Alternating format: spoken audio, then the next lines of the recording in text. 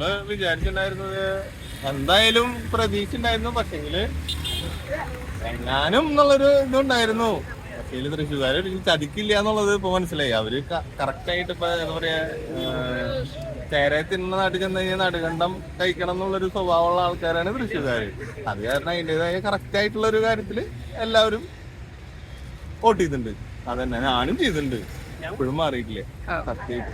ഇത് മാറ്റാണ്ടിരുന്നത് എന്താ, സുരേഷ് ഏട്ടൻ ജയിച്ചിട്ട് മാറ്റാന്നുള്ളൊരു പ്ലാൻ ആയിരുന്നു. അല്ലെങ്കിൽ ഇനി ചെയ്യില്ല എന്ന് വിചാരിച്ചിട്ടുണ്ടായിരുന്നേ. ഇങ്ങനെ ഒരു സാധനം എന്റെ കയ്യിൽ വേണ്ട എന്നുള്ളൊരു പ്ലാൻ ആയിരുന്നേ.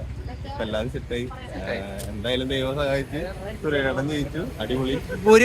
എല്ലാവർക്കും ഒരിക്കലും ഇത്രയും പ്രതീക്ഷ ഉണ്ടായില്ല. എന്നാലും അടിപൊളി. എല്ലാവർക്കും നന്ദി. എല്ലാ വോട്ടർമാർക്കും നന്ദി. എന്തായാലും സുരേഷാണ് ജയിക്കുക. അതിനുള്ള ഗുണം എന്തായാലും ആളെ തരും ചെയ്യും നമുക്ക് 100%. ഞാനൊരു തൃശ്ശൂർക്കാരനെ, എല്ലാ തൃശ്ശൂർക്കാർക്കും അതിനുള്ള ജാതി മതഭേദം തന്നെ എല്ലാവർക്കും അതിനുള്ള ഒരു ഗുണം എന്തായാലും ആള് ചെയ്തു തരും. അദ്ദേഹം എന്തായാലും ചെയ്തു തരും 100%. അല്ല, മാറ്റി മറിക്കേണ്ട ആവശ്യമൊന്നുമില്ല. ഉള്ളത് എല്ലാ കാര്യങ്ങളും ഒന്ന് കറക്റ്റ് ആയിട്ട് ചെയ്താൽ മതി. അത്രേ ഉള്ളൂ. അല്ലാണ്ട് വേറെ ഒന്നുമില്ല. അതാരായാലും ഇപ്പൊ നല്ലത് ചെയ്ത് കഴിഞ്ഞാൽ എല്ലാവരും അവർക്ക് തന്നെ വോട്ട് ചെയ്യുള്ളൂ.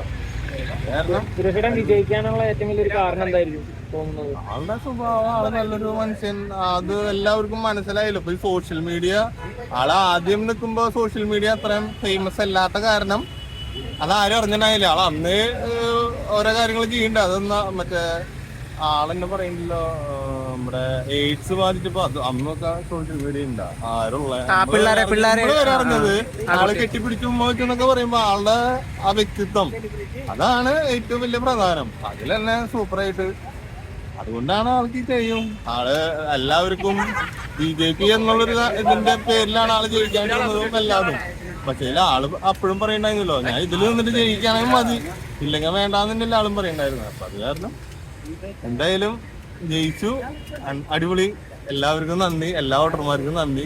സുരേഷ് ഏട്ടൻ ഇപ്പൊ ഇരിക്കും, ഇവിടെ ഇരിക്കണ്ടത് നമ്മുടെ തൃശ്ശൂര്. നോക്കിയോ, ഒരു 5 കൊല്ലത്തിനുള്ളില് തൃശ്ശൂര് വേറെ ലെവലാവും. 100% ഉറപ്പാ.